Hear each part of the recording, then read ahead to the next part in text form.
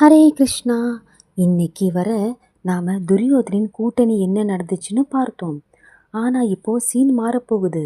பகவத்கீதையின் அத்தியாயம் 1 12வது ஸ்லோகம் பற்றி பேசலாம். தஸ்ய சஞ்சனயன் ஹர்ஷம் குரு விருத்த பிதா மகாஹா சிம்ஹா நாதம் வினத்யோச்சை சங்கம் தத்மோ பிரிதா பவான். இந்த ஸ்லோகத்தில் ஒரு முக்கியமான சம்பவம் கிருஷ்ணர் சொல்கிறாங்க. யார் அந்த குரு விருத்தா? பீஷ்மர் தான். அவர் மகாவீரர். துரியோதனன் தனது மன உணர்வுகளை மறைக்கும்படி பேசி கொண்டிருந்தான். ஆனால் பீஷ்மர் அவனின் உள்ளத்தில் பயம் இருப்பதை உணர்ந்தாங்க. அதனால்தான் இவர் இப்படி சொன்னாங்க. என்ன சொன்னாங்க? துரியோதனனுக்கு ஆனந்தம் தரும்படி பீஷ்மர் தனது சங்கை ஊதினார்.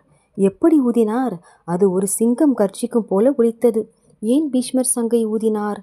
ஃபர்ஸ்ட் ரீசன் என்னன்னா, துரியோதனன் அவரை புகழ்ந்ததை கேட்டு பீஷ்மர் மகிழ்ந்தார். செகண்ட் ரீசன் என்னன்னா, துரியோதனன் பயத்தை மறைக்க முயன்றான். ஆனால் பீஷ்மர் அதை புரிந்துவிட்டார். அவருக்கு உறுதி தரவும் உற்சாகம் தரவும் சங்கையை ஊதினார். தேர்ட் ரீசன் பீஷ்மர் துரியோதனுக்காக தனது உயிரை விட்டுவிட தயார் என்பதை அறிவித்தார். நான் என் கடமையை நிறைவேற்றுகிறேன், போரில் நான் இறக்க தயாராக இருக்கிறேன் என்று சங்கை ஊதினார். நாலாவது ரீசன் வெரி வெரி இம்பார்ட்டன்ட். பீஷ்மர் சங்கை ஊதியது துரியோதனுக்கு தோல்வியை அறிவித்ததாக இருந்தது. ஏன் தெரியுமா? சங்கு விஷ்ணுவை குறிக்கிறது.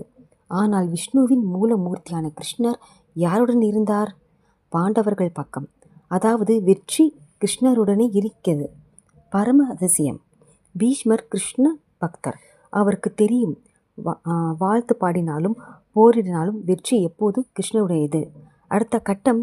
இப்போது நாம் கௌரவர்கள் துரியோதனன் பீஷ்மர் துரோணர் பற்றி பேசணும். அடுத்த பாண்டவர்கள் கிருஷ்ணர் மற்றும் அர்ஜுனர் களத்தில் நுழைய போகிறார்கள். அடுத்த ஆடியோவில் அதை பற்றி பேசலாம். ஹரே கிருஷ்ணா.